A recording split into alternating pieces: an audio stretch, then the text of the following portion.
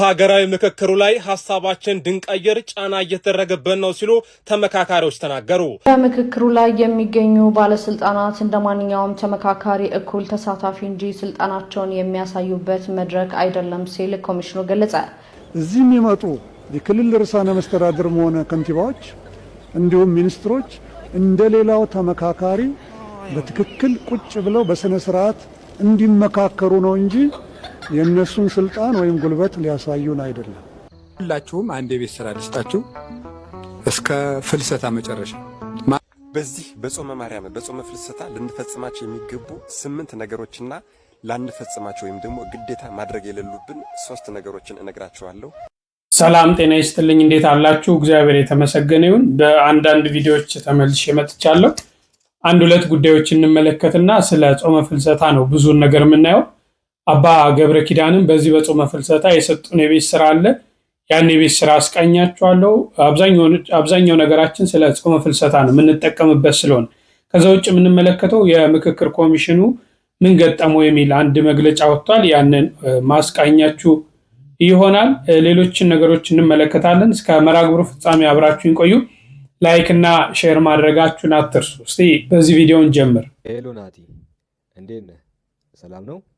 አለን። እኔ የምልህ አምላኬ አልቋል እንዴ? ተስሎ አላለቀም፣ እየተሳለ ነው። አይ እሺ፣ በአስቸኳይ ጨርስልኝ። ዛሬ ማታ የሚሰገድለት ነው እና እንደምንም አድርገን እንግዲህ ኡስታዙ ነው እንደዚህ አይነት ንግግር እየተናገረ ያለው። ክርስቲያኖች ላይ እንደዚህ አይነት አላስፈላጊ ነገሮች ማድረግ እንግዲህ አምላካቸው ያስተማራቸው እነርሱም ደግሞ አምላካችን ያስደስተዋል ብለው ያመኑት ነገር ሊሆን ይችላል። ግን ያለኝ መልእክት አንድ ነው። አንደኛ ብልግናቸውን ሰዎች እንዲያዩ በዚህ ልክ የሰውን እምነት በማንቋሸሽ ልክ ከዛን ሰው ምላሽ ሲሰጣቸው የሚያለቅሱ እንደሆኑ ማለት ነው። እና ታስታውሳላችሁ ከዚህ በፊት እፎይ ቁርአናቸውን ጠቅሶ አዲሳቸውን ጠቅሶ ምላሽ ሲሰጣቸው እየየ ነበር ያሉት ከላይ እስከታች ማለት ነው። አሁን ደግሞ እንደዚህ ሲናገሩ ትመለከታላችሁ። አንዳንድ ጅላጅሎች አላችሁ ክርስቲያን ሆናችሁ ልክ ለነሱ ምላሽ ሲሰጣቸው እንደ ጸብ ፈላጊነት የምትተረጉሙ ማለት ነው አሉ። ሜንሽን አድርጓቸው አሉ አንዳንዶች። እና ለአንተ ግን ልልህ የምችለው እንግዲህ ባለጌ ነህ፣ እንደ ብልግና ሊመለስልህ ይገባ ነበር። ግን እንዳንተ አልወርድም። ግን መቼም ሁሉም ኦርቶዶክስ ተዋሕዶ ቤተክርስቲያን ላይ ካልተሳለቀ ወይም ደግሞ ካላንቋሸሻት ምንም ህይወት ወይም እንጀራ ያለው አይመስለኝም። አሁን እንግዲህ የቅዱሳት ስዕላት በሚሳሉበት ወይም ፕሪንት እየተደረጉ ነው። ይህንን ነገር አምላኬ ተስሎ አልቋል በሱ ቤት መቀለዱ ነው፣ በሱ ቤት ማፌዙ ነው። እኛ እነዚህ ቅዱሳን ስዕላትን እኮ እናመልካቸዋለን እንኳን አንልም። መቼም ሰው በሰው ሃይማኖት ማንቋሸሽ የለበትም፣ መንካት የለበትም። ለምሳሌ ለነሱ ምላሽ ሲሰጥ የተለያየ ነገር ሲደረግ ምን ያህል እንደሚሰማቸው ይታወቃል አይደል? ስለዚህ እነዚህም ሰዎች አሁን እኛ ላይ ማንቋሸሻቸው ነው። ግን እኛ ምንም ብትሉ በዛም በዚህም ብትሉ ምንም ይሆን ነገር የለምና ምናልባት እንዲህ አይነት ድርጊት የምታደርጉ ሰዎች ትላልቆች ናችሁ። ቆም ብሎ ማሰብ ያስፈልጋል። እኛ ካመንበት እናንተ አታምኑበትም። ሌላው ለሚያምንበት ግን ማክበርና ክብር መስጠት በጣም አስፈላጊ ነው። ቀደምት ኦርቶዶክስ ተዋሕዶና የእስልምና እምነት ተከታይ እንዴት አብሮ በሰላም ይኖር እንደነበረ ወደኋላ ታሪክ ስታዩ ዛሬ ላይ ይሄ ያለመኖሩ በጣም ያሳዝናልና እርስ በርስ ለመበሻሸቅ አንዱን ጥላቻ ለመንዛት የሚካሄድበት ርቀት ያሳዝናል። እግዚአብሔር አምላክ ለሁላችንም ልቦና ይስጠን ለማለት ፈልጋለሁ። እንደው አንድ የሥራ ጥሰት አሳያችኋለሁ። ከዛ በፊት ግን እስቲ ይሄንን ልጅ ስሙት። ካልዳንኩኝ ከዚህ ቅዱስ ስፍራ አልወጣም በሚል ጽኑ እምነት ሳለች በስጋና ደሙ ተወስና ከዚህ ዓለም ድካም ያረፈች ሕይወታችን በአሰቃቂና ድንገተኛ አደጋ በተከሰተው በመሬት መናድ ምክንያት በጻድቃኔ ማርያም ገዳም ከነበሩት እህቶችና ወንድሞች የእህታችን ተስፋነሽ ሕይወት አልፏል። እህታችን ተስፋነሽ አድሮባት በነበረው ምክንያት ካልዳንኩኝ ከዚህ ቅዱስ ስፍራ አልወጣም በሚል የጸና መንፈሳዊ እምነትና ጽናት ገዳም ውስጥ ቆይታ በማድረግ ላይ ነበረች። በዚሁ ጽኑ እምነቷ ላይ ሳለች በስጋና ደሙ ተወስና ሐምሌ 27 2018 ዓ.ም ከዚህ ዓለም ድካም አርፋለች። እህታችንም ስርዓተ ቀብሯ ሐምሌ 28 2018 ዓ.ም ተፈጽሟል። ለመላው ቤተሰቦቿና ለወዳጅ ዘመዶቿ መጽናናትን እመኛለሁ። ነፍስ ይማር። እንግዲህ በጻድቃኔ ማርያም የተፈጠረውን ሰምታችኋል።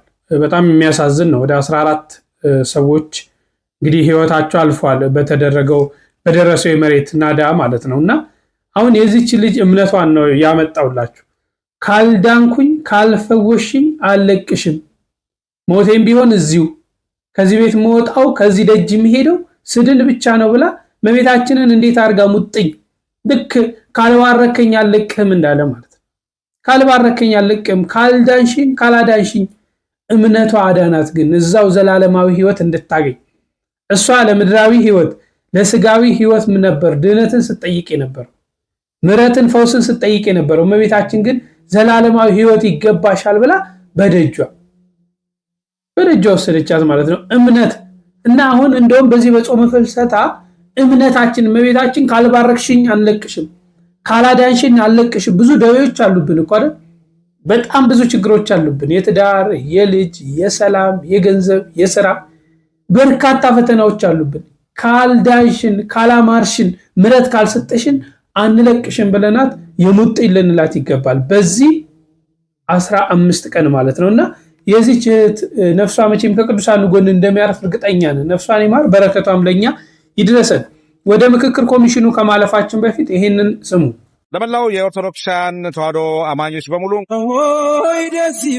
ሁላችሁም ኮፒ ሊንክ፣ ሼር፣ ፖስት እያደረጋችሁ ለብዙዎች እንዲዳረስ አድርጎ። እንደዚህ አይነት ድፍረት ቅጥ የለሽ የሆነ ስርዓት ቤተክርስቲያን ውስጥ እየተደረገ ይገኛል።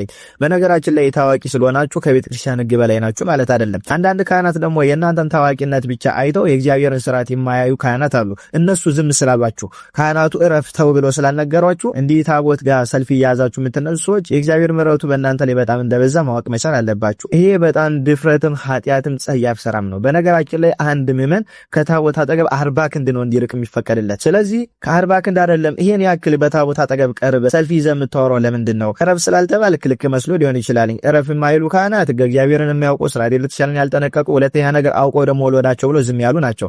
ስለዚህ ይሄንን ነገር ካለማወቅ እንደማታደርጉት ተስፋ አደርጋለሁ። ታቦት ሲወጣ ሂዳችሁ ታቦቱን ካላሸው ልብሱን ካልነካው የምትሉ ሰዎች አንድ ታሪክ ላስታውሳችሁ።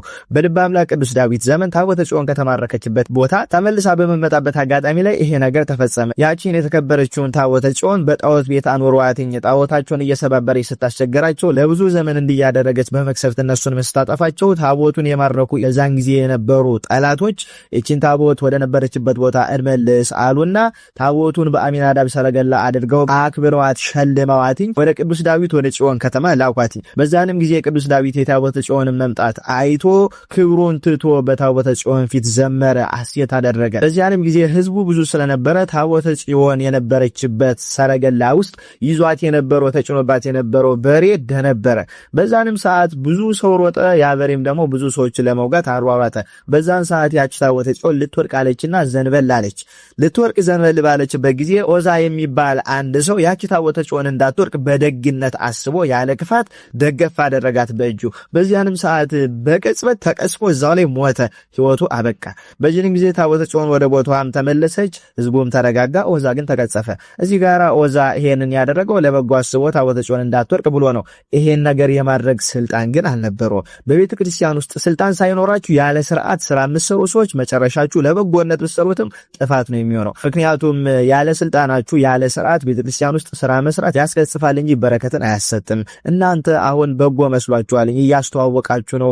እዚህ ቦታ ላይ ታቦት ወጣ፣ እዚህ ቦታ ላይ ይሄ ባል እየተከበረ ነው እያላችሁ በዛ አስታካችሁ በጎ ስራ እኮ ነው መሰራው ብላችሁ በዚህ ልክ ታቦትን ተደፋፍራችሁ የምትጠጉ ክርስቲያኖች ማረፍ መቻል አለባችሁ። ፍጻሜያችሁ እንደ ኦዛ ነው የሚሆነው። ይሄን ነገር ለበጎ ነው ማድረግ ብትሉትም በጎ ነገር የሚደረገው ቤተክርስቲያን ውስጥ በስርዓት ነው። ስለዚህ ስርዓት ይዛችሁ በተገቢው መንገድ ርቃችሁ 40 ክንድ ሆናችሁ ታቦቱን አገልገል ትችላላችሁ። ከዛ ባሻገር ደግሞ እንደዚህ አይነት ታቦቱ ጋራ ሰልፊ የምትነሱ ጥላ ይዛችሁ ካህነን የምትሉ ሰዎችም ጭንቅላታችሁ ልክ አይመስለኝም። በዚህ ልክ ለምንድነው እግዚአብሔርን መፍራት ያቆም ነው? ለምንድነው በዚህ ልክ አላዋቂ ሆን ነው? ለምንድነው በዚህ ልክ እግዚአብሔርን ቤተ እግዚአብሔርን ታቦት መናቅ የጀመርነው? ይሄ ንቀታችን ነው ሀገራችን ላይ ይሄን ሁሉ ማት እያስከተለብን ያለው።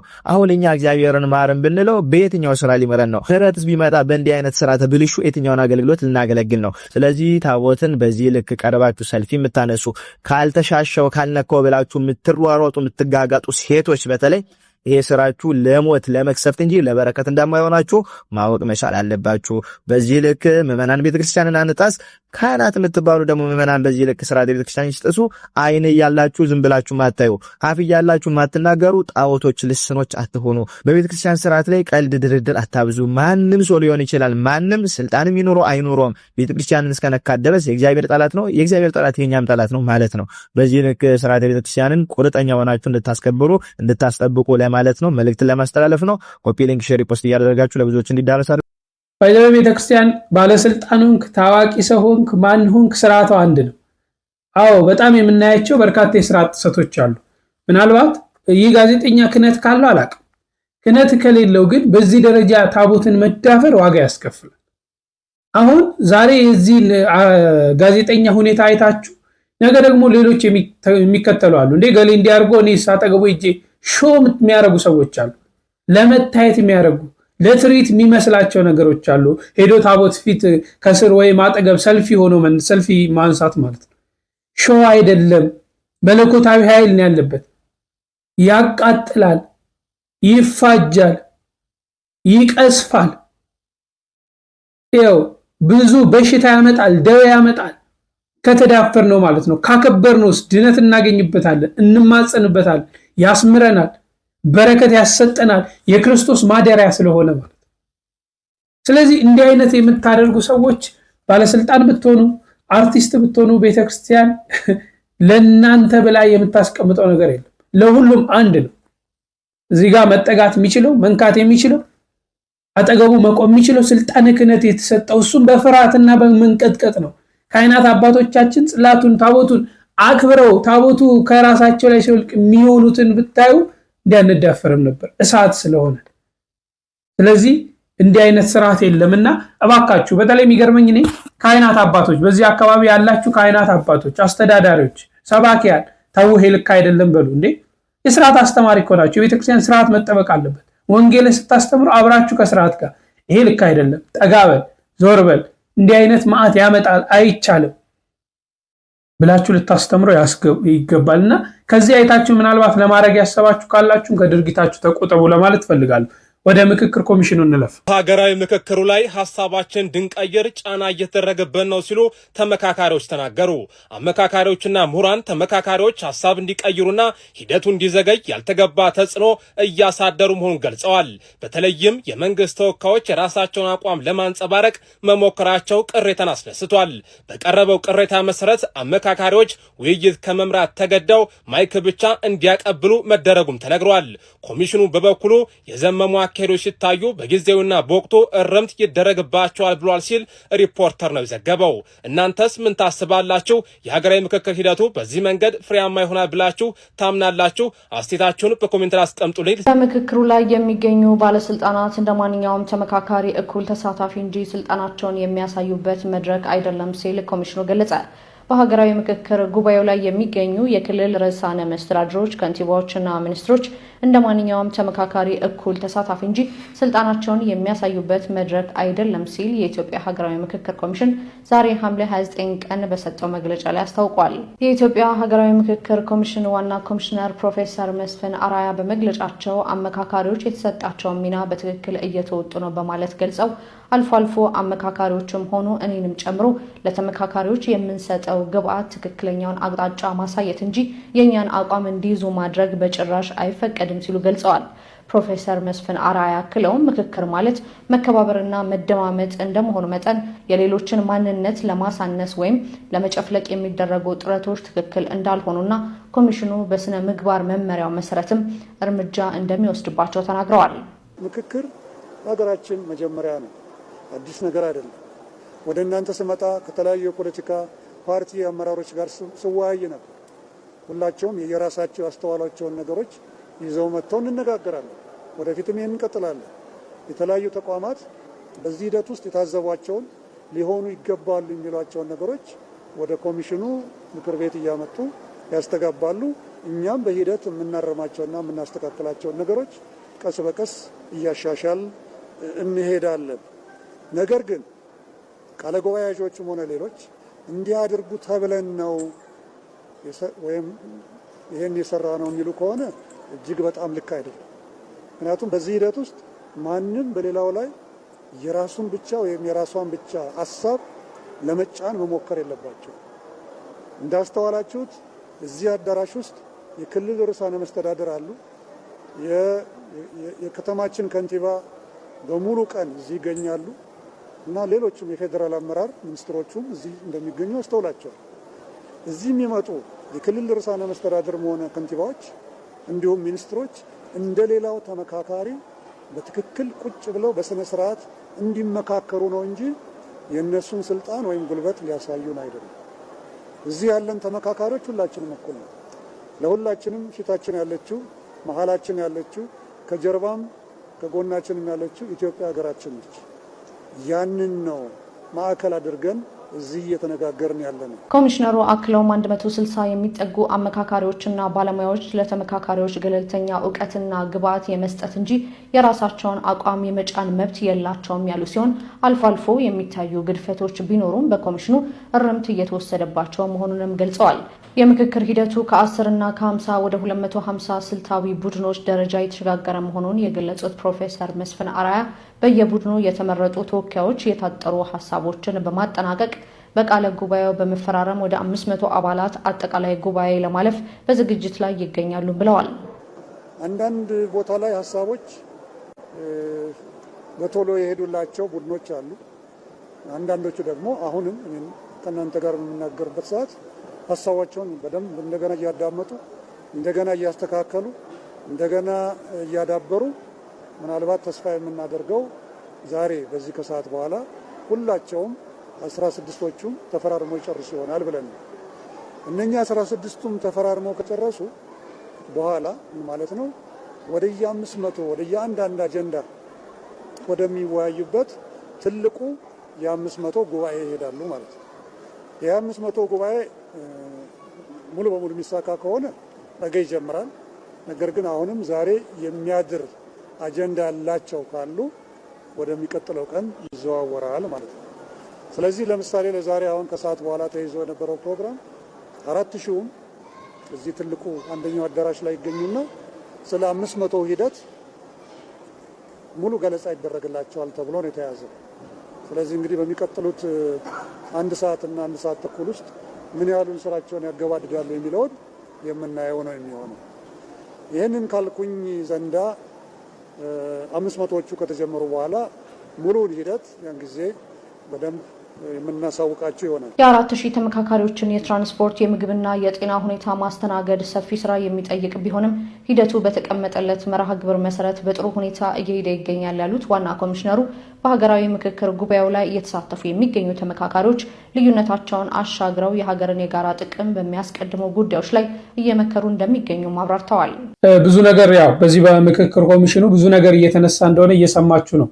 በተለይ በርካታ ነገር እኛን ሁላችንም ከሚመለከተን ከኢትዮጵያ ስም አቀያየር፣ ከካላንደር፣ ከቀን መቁጠሪያ፣ ከዕለታት በርካታ ነገሮች ሰሞኑን ሲነሱ እየሰማን እንደነበር ይታወቃልና እንግዲህ በዚህ በምክክር ኮሚሽኑ በርካታ ህዝብ እንደሚሳተፍ እናውቃለን። ይህን ተከትሎ እንግዲህ ባለስልጣናት ስልጣናችሁን አትጠቀሙ፣ የሁሉም ድምፅ መሰማት አለበት የሚል ነገር አስተላልፈዋል።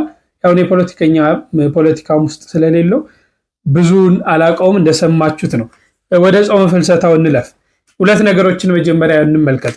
አባ ገብረ ኪዳን የሰጡንን የቤት ስራና በጾመ ፍልሰታ 5 ቻሌንጆችን ማድረግ አለብን የሚለውን የእህታችን እንመልከትና ከዛ በኋላ ለምን ጾማለን፣ እንዴት ጾማለን፣ እስከ ስንት ሰዓት እንጾማለን፣ ጾሙ ምንድነው፣ በዚህ ምን ማድረግ አለብን፣ ምን መደረግ የለባቸውም የሚሉ ነገሮችን እንከታተላለን። ሁላችሁም አንድ የቤት ስራ ልስጣችሁ። እስከ ፍልሰታ መጨረሻ ማቴዎስ ወንጌልን ጨርሳችሁ እስከ ፍልሰታ መጨረሻ ድረስ የጌታችን የኢየሱስ ክርስቶስን ሕይወት ማውጣት። ለምሳሌ ሲርበው እንዲያደርግ ነበር፣ ሰዎች ሲከራከሩት እንደዚህ ነበር የሚለው ልዝብ ነበር። ለምሳሌ አሁን የጧፍ ኩስታሪን አያጠፋም የተቀጠቀጠ ሸንበቆን አይሰብርም የሚለውን ይዞ ጭምት ነበር ጌታ። ማንንም መጉዳት አይፈልግም ነበር ብሎ ማውጣት ይቻላል። እና ለንስሐ አባታችሁ አሳርሙ። እሱ በልቡ ትሁት ነበር ብሎ ማውጣት ይቻላል። እኔ በልቤ ትሁት ነኝ ይላል ጌታ። ማንንም አይቀየምም ነበር፣ የዋህ ነኝ ይል ነበረ ጌታ። ለማንም ይራራ ነበር፣ የሚያደርጉትን አያውቁም ይቅር በላቸው ብሏልና እያሉ ህይወቱን የእሱን ህይወት ብቻ አውጥቶ እነዚያን እያዩ መሮጥ ነው። እነዚያን እያዩ መሮጥ። አሁን በዚህ ዘመን የምንጠቅሰው አንዳንድ ነገር አለ። ምን እኮ በቃ በዚህ ዘመን እኮ አርአያ የሚሆን አባት የለም። ምን በቃ ከባድ እኮ ነው ምናምን። መቼም ምክንያት ሞልቷል። ክርስቶስን እያየህ ሩጥ ብሏል ጳውሎስ። ለአባት ብጣጣ ክርስቶስ አባት ነው። በቃ እሱን እያየህ ሩጥ። በጾመ ፍልሰታ አብረን የምናደርጋቸው 5 ቻሌንጆች። አንደኛ ቻሌንጅ 16ቱንም ቀን ቅዳሴ ሳናቋርጥ ማስቀደስ። በህመም ወይም በስራ በተለየ ምክንያት ካልሆነ በቀር ቅዳሴ ሳናቋርጥ መገኘት። በቅዳሴ ጊዜ ደግሞ ተሰጥኦ መመለስ ለሚከብዳችሁ ወዳጆቼ ልክ እንደነዚህ የሚሸጡ መጽሐፍቶች አሉ። በየትኛውም ንዋያተ ቅድሳት መሸጫ ታገኙታላችሁ። ሙሉ ዲያቆኑ፣ ካህኑ፣ ህዝቡም የሚመልሰው ጠቅላላ በግራና በቀኝ በኩል በግዕዝና በአማርኛ ተቀምጦ ታገኙታላችሁ ማለት ነው። ስለዚህ ይህንን በመግዛት በቅዳሴ ሰዓት በመገኘት ተሰጥኦንም በመመለስ ራሳችሁን ማስተማር።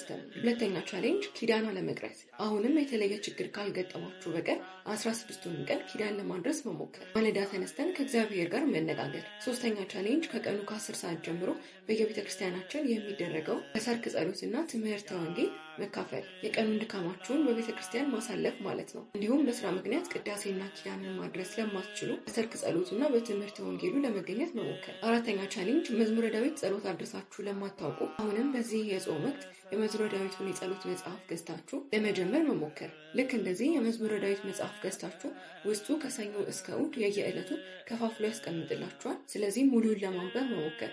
ሙሉ ማንበብ ለማትችሉ ደግሞ ቢያንስ በየዕለቱ አንዳንድ ምዕራፍ ለማንበብ መሞከር። አምስተኛውና የመጨረሻው ቻሌንጅ መጽሐፍ ቅዱስ በየዕለቱ አንዳንድ ምዕራፍ ማንበብ። 16ቱን ቀን እስኪያልቅ ድረስ ታቋርጡ መጽሐፍ ቅዱሳችሁን አንዳንድ ምዕራፍ ማንበብ ማለት ነው። የምትችሉ ደግሞ ያነበባችሁትን ምዕራፍ የማቴዎስ ወንጌል ከሆነ የማቴዎስ ወንጌል፣ የማርቆስ ወንጌል ከሆነ የማርቆስ ወንጌል፣ መጽሐፈ ሲራክ ከሆነ መጽሐፈ ሲራክ እያላችሁ ከነ ምዕራፉና ከነ ቁጥሩ ያነበባችሁትን እዚህ ቪዲዮ ስር መታችሁ ማስቀመጥ። ጨርሰናል። እነዚህን 5 ቻሌንጆች አብራችሁ እንዲቀላቀል ለምትፈልጉ ጓደኞቻችሁ ላኩላቸው፣ እንዲሁም ሜንሽን አድርጓቸው። የምትችሉ ደግሞ ከጓደኞቻችሁ ጋር የቴሌግራም ቻናል ወይም ግሩፕ እየከፈታችሁ በየቀኑ የምታነቧቸውን የመጽሐፍ ቅዱስ ጥቅሶች በምትከፍቷቸው ቻናሎች ወይም ግሩፖች ላይ ሼር እየተደራረጋችሁ ካነበባችሁት የመጽሐፍ ቅዱስ ክፍሎች ውስጥ ደግሞ ምን እንደተማራችሁ እዛው የከፈታችሁት ግሩፕ ላይ እያወራችሁ መንፈሳዊ ሕይወታችሁን ታሳድጋላችሁ ማለት ነው። አብረን መንፈሳዊ ሕይወታችንን እናጠነክራለን። እግዚአብሔር አምላክ ጾሙን የሰላም፣ የፍቅር፣ የመንፈሳዊ ጥንካሬ ያድርግልን። መልካም ጾመ ፍልሰታ። እንደተመለከታችሁት ነው። ለአባታችንም ለእህታችንም ቃለ ሕይወትን ያሰማልን። ማድረግ ያለብን መለማመድ ያለብን አሁን ወቅቱ ወደ ክርስቶስ የምንቀርብበት ነው። ይቺ ጥሩ ድልድይ ናት። በተለይ እመቤታችን ርኅሩኅ ናት። ጥሩ ድልድይ ከእግዚአብሔር ጋር የምታገናኘን ጥሩ ድልድይ። ይቺን ወቅት መጠቀም አለብን። እንግዲህ ዓመቱን ሙሉ 2018ን አያችሁታ። ያልሰማነው መከራ፣ ያላየነው ሐዘን፣ ያልተሰማ ጉድ የለውም። ይሄ ጉድ ለ2019 መሻገር የለበትም። እዚሁ ላይ በቃ ልንል፣ እዚሁ ላይ ይበቃናል ብለን የሙጥኝ የምንልበት ሰዓት ነውና ይልቅ ከልባችን ነው መቅረብ ያለብን። ከልባችን በቃ 15ቱን ቀን እንተው ዓለማዊውን ነገር። አየነው ምን ጠቀመን? እንተው ይሄን ዋዛ ፈዛዛ። አየነው ምን ጠቀመን? እንተው ይሄን ከንቱ ዓለም። እስቲ ይብረደን፣ ይጥማን፣ ይራበን፣ እንጎስቁል፣ ይድከመን፣ ወደ ቤተ እግዚአብሔር እንሂድ። ከእግዚአብሔር ጋር ብቻ ግንኙነት እናድርግ። በሰዓታቱ ሌሊት፣ ቀን በቅዳሴው፣ ማታ በጉባኤው፣ በሰርክ ጸሎቱ የራሳችንንም የግል ጸሎት አስገብተን ይድከመን። ይህን ልናደርግ ያስፈልጋል። ከዚህ ቀጥሎ እንግዲህ እነዚህን ነገሮች በደንብ ከወንድማችን እንድንማር ደግሞ በፍቅር ጠይቃቸዋለሁ። በዚህ በጾመ ማርያም በጾመ ፍልሰታ ልንፈጽማቸው የሚገቡ 8 ነገሮችና ላንፈጽማቸው ወይም ደግሞ ግዴታ ማድረግ የሌሉብን 3 ነገሮችን እነግራቸዋለሁ። ከዚያ ውጭ ደግሞ የግድ ልንጸልያቸው የሚገቡ ልናነባቸው የሚገቡ መጽሐፍት አሉ። እነሱንም በዚህ አጭር ቪዲዮ እነግራቸዋለሁ። በመጀመሪያ ሁላችሁንም ለምንባረክበት ለምንቀደስበትና ትልቅ በረከትን ለምናገኝበት ጸሎታችን፣ ጥያቄያችን ሁሉ ለሚሰማበት ለእመቤታችን ጾመ ፍልሰታ እንኳን አደረሳችሁ እያለሁ አደራ ብያለሁ። አደራ ይህ ቪዲዮ እጅግ በጣም ጠቃሚ ቪዲዮ ስለሆነ በደንብ አድርጋችሁ ኮፒ ሊንክ በማድረግ ለሁሉም ሰው እንዲዳረስ አድርጉልኝ። እሺ፣ በዚህ በጾመ ፍልሰታ በጾመ ማርያም መጀመሪያ ልናደርግ የሚገባው ነገር ንስሐ ያልገባን ሰዎች ካለን ንስሐ መግባት አለብን። ምንም ጥያቄ የለውም። የመጀመሪያው እሱ ነው። ሁለተኛው ደግሞ የምንችል ሰዎች በቤተ ክርስቲያን እየተገኘን የሰዓታት ጸሎት ማድረስ አለብን። ሰዓታት መስማት አለብን። ሶስተኛው ደግሞ ኪዳን ማድረስ አለብን። አራተኛው ቅዳሴ ማስቀደስ አለብን። አምስተኛውና ትልቁ ዋናው ነገር ደግሞ ሰዓታት እናደርሳለን፣ ኪዳን እናደርሳለን፣ ቅዳሴ እናስቀድሳለን። ነገር ግን ስጋው ደግሞ አንቀበልም። እጅግ በጣም ትልቅ ስህተት ነው። ስለዚህ አምስተኛውና ዋናው ልንፈጽመው የሚገባው ነገር በዚህ በጾመ ፍልሰታ ቅዱስ ቁርባን መቀበል ነው። አዎ ንስሐ የገባ ሰው ድጋሚ ወደዚያ ወደ ጠላው ኃጢአት እንዳይገባ መጠበቂያው ቅዱስ ቁርባን ቁርባን ነው አናውቅም እንዴ? ስለዚህ ወደዚያ ወደ ጠላነውና ወደ ተውነው ኃጢአት ተመልሰን እንዳንገባ ቅዱስ ቁርባን መቀበል መቻል አለብን። በጾመ ፍልሰታ ደግሞ ሰዓታት እያደረስን አንዳንድ ጊዜ ማህሌት ሲኖርም ደግሞ ማህሌቱንም እየቆምን ኪዳን አድርሰን ቅዳሴ አስቀድሰን ቅዱስ ቁርባን አለመቀበል እጅግ በጣም ትልቅ ስህተት ስለሆነ ለቅዱስ ቁርባን መፋጠን አለብን። ስድስተኛው በእመቤታችን ስም ምጽዋት ዝክር ልናደርግ ይገባል። አዎ ለተቸገሩ ለነዳያን ልንመጸውትና ልንዘክር ይገባል። ምክንያቱም ጾመ ማርያም ጾመ ፍልሰታ እስከ 9 ሰዓት ድረስ ይጾማል በፍትሐ ነገሥት ትእዛዝ መሰረት። ስለዚህ የጠዋቱን ቁርሳችንን ለነዳያን ልንመጸውቱ ይገባል ማለት ነው። ሰባተኛውና ትልቁ ልናደርገው የሚገባው ነገር ደግሞ በማህበርም ሆነ በግሩፕ ሆነን ለምሳሌ አሁን ከምንተዋወቃቸው ሰዎች ከምንግባባቸው ሰዎች ጋር ሆነን ብር በማዋጣት ወይም ደግሞ አንዱ እንጀራ አንዱ ወጥ እያዋጣን አንዱ ወጥ ሲሰራ አንዱ እንጀራ እያዘጋጀ ማለት ነው። ካልሆነም ደግሞ ሽሮ በርበሬ ዘይቱን እያወጣጣን ወጥና እንጀራ በማዘጋጀት ቅዳሴ ለሚቀድሱ ካህናት ከቅዳሴ በኋላ እየሄድን መዘከር ይገባናል። ከሁሉም ደግሞ ይሄ ትልቅ በረከት ያሰጠናል። ለምን መሰላችሁ? ሰዓታት ይቆማሉ፣ ክዳን ያደርሳሉ፣ ቅዳሴ ያስቀድሳሉ።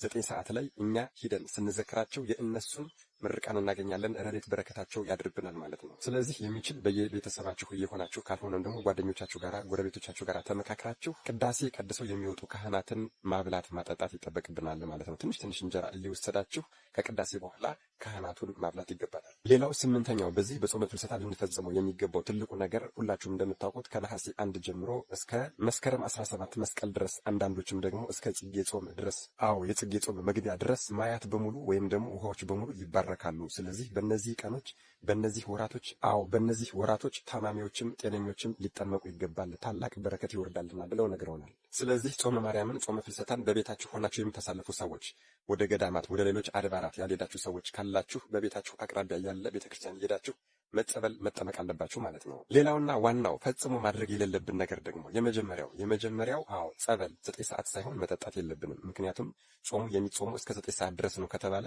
8 ሰዓት ተኩል ቀድመን የምንጠጣ ሰዎች አለን። ከዛ 9 ሰዓት ላይ ምግብ ለመብላት የምንዘጋጅ ትልቅ ስህተት ነው። ስለዚህ 9 ሰዓት ላይ ጸበል እንጠጣለን። ከ9 ሰዓት በኋላ ደግሞ 30-40 ደቂቃ ቆይተን መመገብ እንችላለን ማለት ነው እንጂ ወዲያው ጸበል እንደጠጣንም መመገብ ክልክል ስለሆነ ከ30-40 ደቂቃ በኋላ ጸበላችንን ከጠጣን በኋላ ማለት ነው መመገብ እንችላለን ማለት ነው። ስለዚህ ቀድመን 9 ሰዓት ከመሆኑ በፊት ቀድመን ጸበል የምንጠጣ ሰዎች ፈጽሞ የተከለከለ ነው። ሌላው የሚበላበት ሰዓት 9 ሰዓት አልደረስልኝ አለ እያልን የምናማረር ሰዎች ካለን ይሄንን ልናስወግድ ይገባል። ምክንያቱም ጤነኛ ሳይሆኑ ቀርተው መጾም እየፈለጉ ያልጾሙ ብዙ ታማሚዎች አሉና እኛ ጤነኛ ሆነን ስለ ጾምን ብቻ ፈጣሪያችንን እያመሰገንን 9 ሰዓትን አይደለም ከምሽቱ 1 ሰዓት ድረስ ብንጾም እንኳን ተደስተን ነው ልንጾም የሚገባ እንጂ ሰዓቱ ደረሰ አልደረሰ 30 ጊዜ ሰዓት ማየት አይገባንም ማለት ነው። ሌላው በዚህ ጾም የምንሰራው ትልቁ ስህተት ምንድነው? ስጋው ደግሞ አለመቀበላችን ነው፣ ቅድም እንደተናገርኩት። ስለዚህ ሰዓታት አድርሰን ኪዳን አድርሰን ቅዳሴ አስቀድሰን ዝም ብለው ወደ ቤታችን የምንሄድ ሰዎች በዚህ በጾመ ፍልሰታ ይህንን ልምድ ማስተካከል አለብን። ቅዱስ ሥጋውና ክቡር ደግሞ መቀበል ይገባናል ማለት ነው።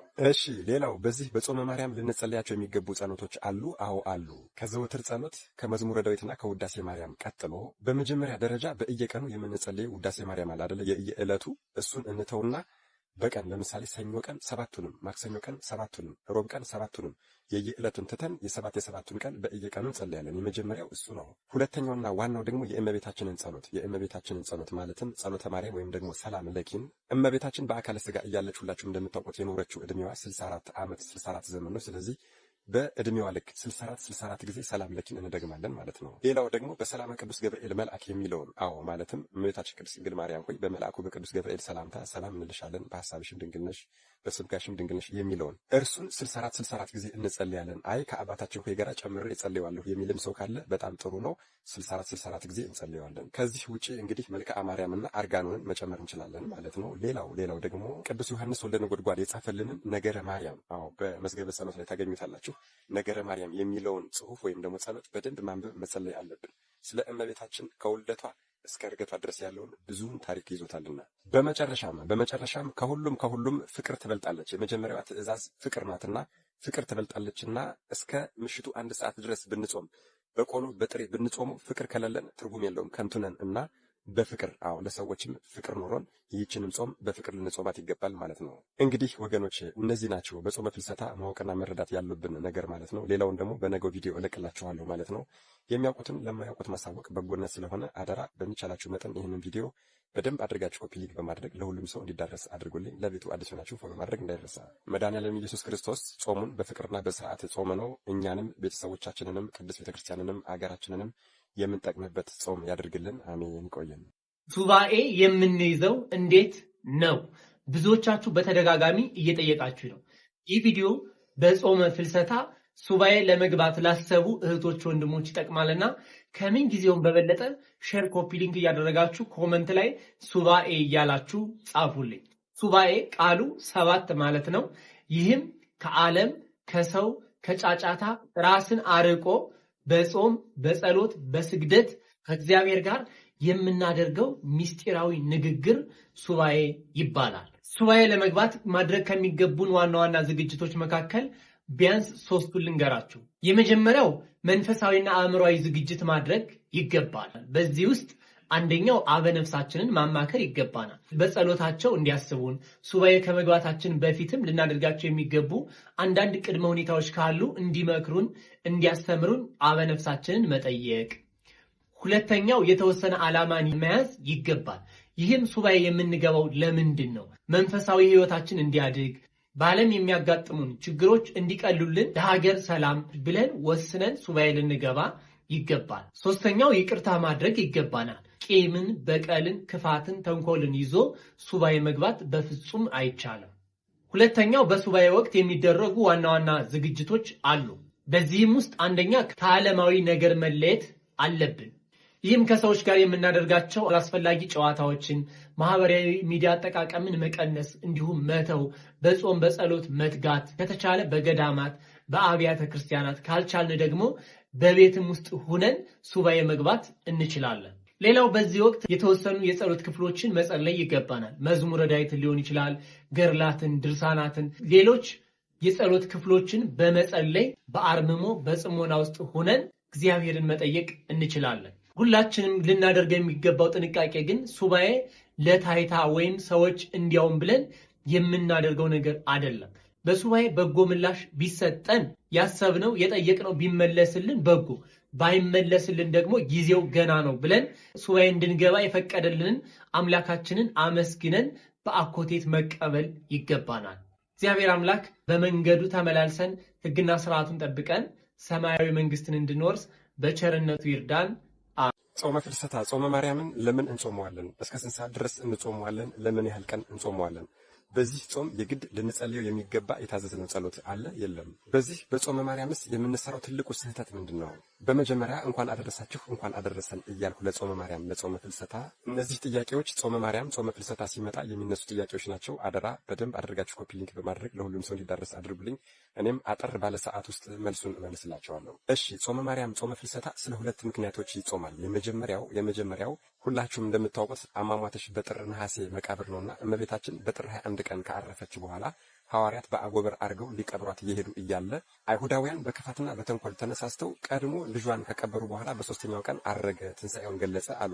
አሁን ደግሞ እርሷን ከቀበሩ በኋላ በ3ኛው ቀን ተነሳች ይሉን አይደለ ብለው፣ መቼም እንደምታውቁት አለማወቅ ደፋር ያደርጋልና እነዚህ አላዋቂ አይሁዳውያን የእመቤታችንን ቅድስት ስጋ እናቃጥላለን ብለው ተሰብስበው እየሄዱ እያለ ሐዋርያት ደግሞ በአጎበር አድርገው የእመቤታችንን ቅድስት ስጋ ሊቀብሩ ሲሄዱ መንገድ ላይ ተገናኙና አይሁዳውያን የእመቤታችንን ስጋ እናቃጥላለን ብለው፣ እንዲያውም ከአይሁዳውያን አንዱ ታውፋንያ የተባለ እመቤታችን ቅድስት ስጋዋ ያለበትን የአጎበሩን ሸንኮር በያዘ ጊዜ ሊቀ መላእክት ቅዱስ ገብርኤል ከሰማይ ሰማያት መጥቶ 2ቱን እጁን ቆርጦ አስቀርጦታል። ከዚያም ሊቃነ መላእክት ቅዱስ ሚካኤል ወቅዱስ ገብርኤል የእመቤታችንን ቅድስት ስጋ ነጥቀው ወስደው በዕፀ ሕይወት ውስጥ አስቀምጠውታል። በዚያም ቅዱስ ዮሐንስ ወልደ ነጎድጓድ ፍቁረ እግዚእ ይዘው ሂደው መላእክት እያገለገሏት ቅዱስ ዮሐንስ ወልደ ነጎድጓድ እየተንከባከባትና እየጠበቃት ለ8 ወራት በዚያ ስትቀመጥ፣ ሐዋርያት ደግሞ አንደኛ በቅዱስ ዮሐንስ ወልደ ነጎድጓድ አብሯት ኖረ አብሯት ሄደ ብለው ቀንተዋል። ሁለተኛም ደግሞ ሳንቀብራት ቀረን ብለው በነሐሴ 1 ቀን ሱባኤ ይዘው ከ8 ወራት በኋላ በ14ኛው ቀን በሁለተኛው ሱባኤ እመቤታችን ቅድስት ስጋዋን አምጦላቸው ቀብረዋታል ማለት ነው። የመጀመሪያው የሚጾምበት ምክንያት ይሄ ነው። ልብ አድርጉ። አዎ የእመቤታችንን ቅድስት ስጋ ለመቅበር ሱባኤ ይዘው በሱባኤያቸው መሰረት ተገልጻላቸው ጌታችን ቅድስት ስጋዋን አምጦላቸው ቀብረዋል ማለት ነው። የመጀመሪያው ምክንያት ይሄ ነው። ሁለተኛው ደግሞ ሐዋርያት ቅድስት ስጋዋን የእመቤታችንን በቀበሩ ጊዜ ሐዋርያው ቶማስ ከነሱ ጋር አብሮ አልነበረም፣ እመቤታችንን አልቀበረም ነበረ። ወደ ህንድ ሀገር ለስብከተ ወንጌል ሂዶ ነበረ። ልብ አድርጉ። ታዲያ በደመና ተጭኖ መንገድ ላይ እየመጣ እያለ እመቤታችን ነሐሴ 14 ቀን ቀብረዋት በሶስተኛው ቀን ማለትም ነሐሴ 16 ቀን ወደ ሰማይ ስታርግ ተመለከተ። መንገድ ላይ ተገናኙ ማለት ነው። እሱ በደመና ሲመጣ እመቤታችን ስታርግ ተመለከተና እጅግ በጣም አዘነ። ያኔ የጌታዬን ትንሣኤ ሳላይ ቀረሁ፣ አሁን ደግሞ የአንቺን ትንሣኤ ሳላይ ቀረሁን በሚላት ሰዓት እመቤታችንም ወዳጄ ቶማስ ሆይ ትንሣኤንስ አንተ ብቻ አየህ፣ ሐዋርያት እንኳን ትንሣኤን አላዩም፣ ምልክት የሆንህም ዘንድ እንካ የመግነዝን ጨርቅ ብላ ሰበን ሰጠዋለች። እሱም እንግዲህ በብቸኝነት ትንሣኤዋን ተመልክቶ ቅድስት ሰበኗንም ይዞ ወደ ሐዋርያቱ ሄዶ የእመቤቴ ነገር እንዴት ሆነ ብሏቸዋል። እመቤታችንን ቀበርናት አሉት። እርሱም ሞት በጥር ነሐሴ መቃብር ለሰሚም አያምር ብሏቸዋል። እንዴት ባሉ ጊዜ እንዳላመናቸው በነገራቸው ጊዜ ያኔም የጌታችንን ትንሣኤ አላምንም ብለህ የደረሰብን ታውቃለህ እና እናሳይ ብለው የቀበሩበትን መቃብር ሊያሳዩ ወደ እመቤታችን መቃብር ይዘውት በሚሄዱ ጊዜ እመቤታችን ግን አርጋ ነበርና አላገኟትም። በዚህ ጊዜ ደንግጠው እያለ እመቤታችን እኮ አረገች፣ መንገድ ላይ አግኝቻት ይህንን ምልክት ሰጠችኝ ብሎ ሰበኑን አሳይቷቸዋል። በዚህ የተነሳ መንፈሳዊ ቀናት ቀንተው እኛ ትንሣኤዋን ሳናይ በማለት ደግሞ በዓመቱ እንደዚሁ ነሐሴ 1 ቀን ሱባኤ ይዘው በ14ኛው ቀን እመቤታችንን መድኃኒዓለም ኢየሱስ ክርስቶስ አምጦላቸዋል ማለት ነው። ስለዚህ በእነዚህ በሁለቱ ምክንያቶች የእመቤታችን ጾም ጾመ ማርያም ጾመ ፍልሰታ ይጾማል ማለት ነው። እሺ ጾሙ መቼ ይጀምራል ለሚለው ነሐሴ 1 ይጀምራል። እስከ ስንት ሰዓት ድረስ ይጾማል ለሚለው 9 ሰዓት ድረስ ይጾማል። ለምን ያህል ቀን ይጾማል ለሚለው ደግሞ ለሁለት ሱባኤ ማለትም ለ14 ቀን ይጾማል። ከነሐሴ 1 እስከ 14 ድረስ ይጾማል። በ14 የቀበሩበት ቀን በ16 ትንሣኤዋን የገለጸችበት ቀን ነው። ስለዚህ በአብ የሚሆነው በ16 ይሆናል ማለት ነው። ስለዚህ ለሁለት ሱባኤ ለ14 ቀን ይጾማል። ቅድም እንደተናገርኩት በፍትሐ ነገሥት እንድንጾም የታዘዘ ነው። እስከ 9 ሰዓት ድረስ ነው። ከዚያ በላይ መጾም እፈልጋለሁ እችላለሁ የሚል ሰው የበለጠ በረከትን የበለጠ ጸጋን ያገኛል እንጂ የሚቀንስበት ነገር የለም ማለት ነው። እሺ በዚህ በጾመ ማርያም በጾመ ፍልሰታ የተለየ ልንጸልየው የሚገባ ጸሎት አለ ወይ ካልነ፣ አዎ አለ። ለምሳሌ እመቤታችን በአካለ ሥጋ እያለች የኖረችው ሁላችሁም እንደምታውቁት 64 ዓመት ነው። ስለዚህ 64 ጊዜ ሰላም ለኪ መጸለይ ይገባናል ማለት ነው። በዚህ በ14ቷ ቀን ሱባኤ። አዎ ዋናዎቹ ጸሎቶች ማለትም የዘወትር ጸሎት፣ መዝሙረ ዳዊትና ውዳሴ ማርያም የየዕለቱ እንዳለ ሆኖ የሚችል ሰው በዚች በጾመ ማርያም በ14ቷ ቀን ሱባኤ አንደኛ የየዕለቱ የሰባቱ ቀን ውዳሴ ማርያም አለ አይደለ? የሰባቱን ቀን ውዳሴ ማርያም በየቀኑ ያደርሰዋል። ማለትም ሰኞ ቀን ሙሉውን ሰባቱንም ቀን፣ ማክሰኞ ቀን ሙሉውን የሰባቱንም ቀን እያደረገ ማለት ነው። ሰኞን የሰኞ ማክሰኞን የማክሰኞ የሚለውን ብቻ ሳይሆን ሰኞ ቀን ሲጸልይ ሙሉን የሰባቱን ቀን፣ ማክሰኞ ቀን ሲጸልይ ሙሉን የሰባቱን ቀን፣ ሮብ ቀንም ሲጸልይ ሙሉን የሰባቱን ቀን እያደረገ የሰባቱን ቀን ውዳሴ ማርያም ይጸለያል። ከዚያ ውጭ ደግሞ ሰላም ለኪ እንዘንሰግድ ለኪ የሚለው ማለትም በአማርኛው እመቤታችን ቅድስት ድንግል ማርያም ሆይ ሰላም ላንቺውን እያል እንሰግድልሻለን፣ እንማልድልሻለን፣ ከአዳኝ አውሬ ከክፉ አውሬ ታድኝን ዘንድ ተማጽነንብሻል የሚለውን ጸሎት በእመቤታችን በኖረችው በዕድሜዋ ልክ በዚህች በ14ቷ ቀን ሱባኤ ለ64 ጊዜ ይጸለያል። ትልቅ ምስጢር፣ ትልቅ ትርጉም፣ ትልቅ በረከት ስላለው ነው። ከዚያም ውጭ ደግሞ በሰላመ ቅዱስ ገብርኤል የሚለውን ማለትም በቅዱስ ገብርኤል ሰላምታ ሰላም እንልሻለን የሚለው ማለት ነው። ከአባታችሁ ሆይ ቀጥሎ ያለው የእመቤታችን ምስጋና፣ እሱንም ደግሞ እንደዚሁ በዕድሜዋ ልክ 64 ጊዜ እንድንጸልይ ብዙ አባቶች መክረውናል። የቻለ ከልጇ ከወዳጇ ጸሎት ሙሉን ከአባታችሁ ሆይ ጀምሮ ከሰላመ ገብርኤል ጋር ሙሉን ይጸልያል። ያለ ሰው ደግሞ እመቤተ ቅድስት ድንግል ማርያም ሆይ በመልአኩ በቅዱስ ገብርኤል ሰላምታ ሰላም እልሻለሁ፣ በሐሳብሽ ድንግል ነሽ፣ በሥጋሽም ድንግል ነሽ የሚለውን 64 ጊዜ ይጸለያል ማለት ነው። እንደዚህ ለመጸለይ ደግሞ እንግዲህ መቁጠሪያ መግዛት ይጠበቅባችኋል ማለት ነው። እያንዳንዱ መቁጠሪያ በእመቤታችን የዕድሜዋ ልክ 64 ቁጥር ሆኖ ስለሆነ የተዘጋጀ አንዳንድ መቁጠሪያ መግዛት ይጠበቅባችኋል። ከዚህ ውጪ እንግዲህ መልክዓ ማርያምን መጸለይ ይገባል፣ አርጋኖንን መጸለይ ይገባል ማለት ነው። የቻለ ሰው ደግሞ የቅዳሴ ማርያምና የውዳሴ ማርያም ትርጉም ወይም ደግሞ አንድምታ የምትል መጽሐፍ አለች። አዎ በዚህ በ14ቱ ቀን ሊቃውንት ቆመው ሁላችሁም እንደምታውቁት ቀን የመሐሌቱ ላይ እኛም መሬት ስር ቁጭ ብለን እግራቸው ስር የምናዳምጠው ትርጓሜ አለ። የውዳሴ ማርያምና የቅዳሴ ማርያም ትርጓሜ በየዕለቱ ይሰበክልናል ማለት ነው። ስለዚህ እሱን ለመከታተል ደግሞ የምትችሉ መጽሐፉን ገዝታችሁ መከታተል ትችላላችሁ ማለት ነው። ሌላው በዚህ በጾመ ማርያም የግዴታ ልናደርገው የሚገባው ነገር ቅዳሴ ማስቀደስና ቅዱስ ቁርባን መቀበል ነው። ንስሐችንን ገብተን እንዘጋጃለን። ከዚያ በኋላ ቅዳሴ ማስቀደስ፣ ቅዱስ ቁርባን መቀበል የግድ ይላል። ሁላችሁም እንደምታውቁት ንስሐውን የጨረሰ ሰው መልሶ ወደ ኃጢአቱ እንዳይገባ ቅዱስ ቁርባን መቀበል፣ በቅዱስ ቁርባን መታሰር ይገባዋል። በዚህ በጾመ ማርያም ደግሞ የምንፈጽመው ትልቁ ስህተት ምን እንደሆነ ታውቃላችሁ? ሰዓታት እናደርሳለን፣ ኪዳን እናደርሳለን፣ ትርጓሜ እንሰማለን፣ ቅዳሴ እናስቀድሳለን። ነገር ግን ቅዱስ ቁርባን አንቀበልም። ለምንድን? ይሄ ትልቅ ስህተት ነው። ይሄን ሁሉ እያደረግን በቅዱስ ቁርባን የማናስረውና የማንዘጋው ከሆነ እጅግ በጣም እየተሳሳትን ነው ማለት ነው። ስለዚህ የሚጠበቅብን በንስሐ መዘጋጀት ስለሆነ ንስሐ አባቶቻችን ጋር መነጋገር ስለሆነ ለቅዱስ ቁርባን መፋጠን ይገባናል። ሌሎች ከጾመ ፍልሰታ ጋር ያላነሳኋቸው ብዙ ጉዳዮች አሉ። እነሱም ደግሞ ሌላ ክፍል 2 ብዬ ነገ በምለቀው ቪዲዮ እመጣበታለሁ ማለት ነው። አደራ ብያለሁ፣ አደራ። ይሄ ቪዲዮ ግን ለሁሉም ሰዎች እንዲዳረስ፣ ለብዙ ሰዎች እንዲዳረስ በደንብ አድርጋችሁ ኮፒ ሊንክ አድርጉልኝ። ለቤቱ አዲስ ሆናችሁ ፎሎ ማድረግ እንዳይረሳ። መልካም ጾመ ማርያም ጾመ ፍልሰታ ይሆንልን። መድኃኒዓለም ኢየሱስ ክርስቶስ ጾሙን በስርዓት ጾመ ነው። እኛም ወገኖቻችንንም ሀገራችንንም የምንጠቅምበትና የምንጠቀምበት ያደርግልን። አሜን። ይቆየን። ሰፋ ያሉ ሐሳቦችን ከቤተክርስቲያን ትምህርት አንጻር አስተምሮ አንጻር በዚህ ወቅት ምን አድርገን መጠቀም ይገባናል የሚሉ ነገሮችን አንስቷል። እግዚአብሔር ይስጥልን። እኛም ደግሞ ሰምተን ዝም ብለን የምናፈስ ሳይሆን ፍሬ የምናፈራበት ያድርገን አምላካችን። ጾሙን በሰላም አስጀምሮን የበረከት አድርጎ የንስሐ አድርጎ የሐዘን የጸጸት አድርጎ ልባችን ተመልሶ ድነትን ምሕረትን የምናገኝበት ሀገራችን ሰላም የምትሆንበት ጾም ያድርገን። እንግዲህ እመቤታችን ጠብቃ ለብርሃነ ትንሣኤ ሁላችንም ታደርሰን። የተለያዩ መረጃዎች አስተማሪ ደግሞ እንዲህ አይነት አስተማሪ ነገሮችን ይዤላችሁ መለሳለሁ። እስከዛው ቸር ቆዩልኝ። ላይክ እና ሼር ማድረጋችሁን አትርሱ።